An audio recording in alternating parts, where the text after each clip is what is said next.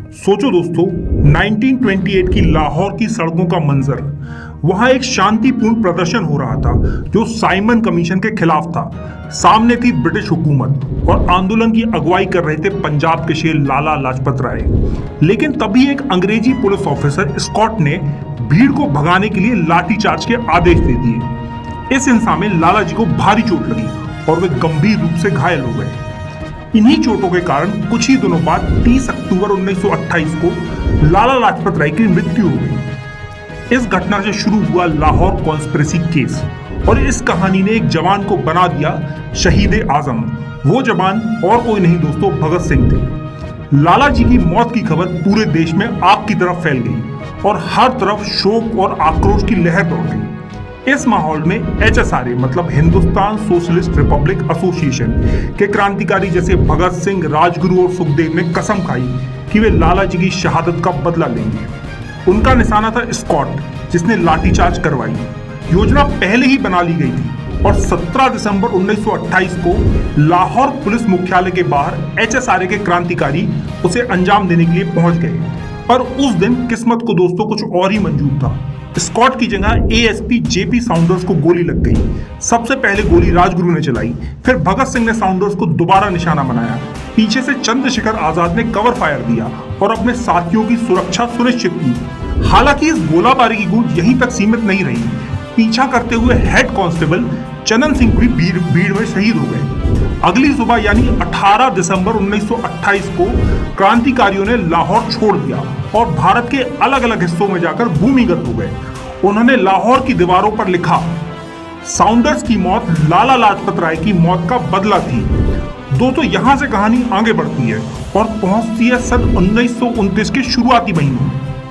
1929 की शुरुआत में ब्रिटिश सरकार ने 2 बड़े बिल पेश किए, पब्लिक सेफ्टी बिल और ट्रेड डिस्प्यूट बिल।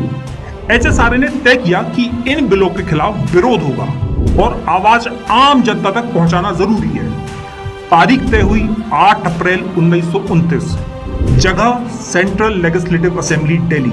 जब सेशन चल रहा था, भगत सिंह और बटुकेश्वर दत्त असेंबली में दाखिल होते हैं। जैसे ही स्पीकर ने पब्लिक सेफ्टी बिल पर मतदान की घोषणा की, दोनों ने एक साथ असेंबली के भीतर 2 बॉम्ब फेंके। धमाके के बाद दोनों ने जोर से नारा लगाया, इनकलाब जिंदाबाद एंड डाउन विद इंपीरियलिज्म। फिर उन्होंने पर्चे फेंके जिनमें लिखा था, बम उन लोगों को सुनाने के लिए बनाए जाते हैं जो बहरे हैं। दोस्तों, ये एक प्रतीकात्मक संदेश था कि ब्रिटिश हुकूमत अब युवाओं की आवाजों को इग्नोर नहीं कर सकती।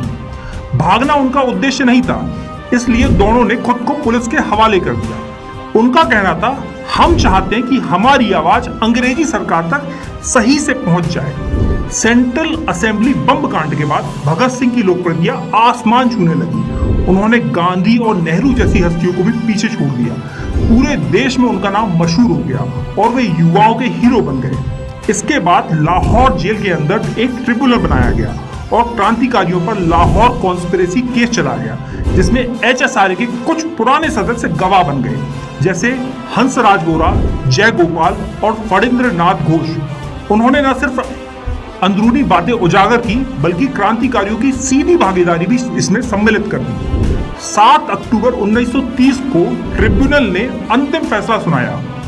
इसमें शामिल था साउंडर्स की हत्या, हथियारों का अवैध निर्माण और देशद्रोही साहित्य का प्रसार। इन आरोपों के आधार पर भगत सिंह, राजगुरु और सुखदेव को मृत्यु दंड सुनाया गया।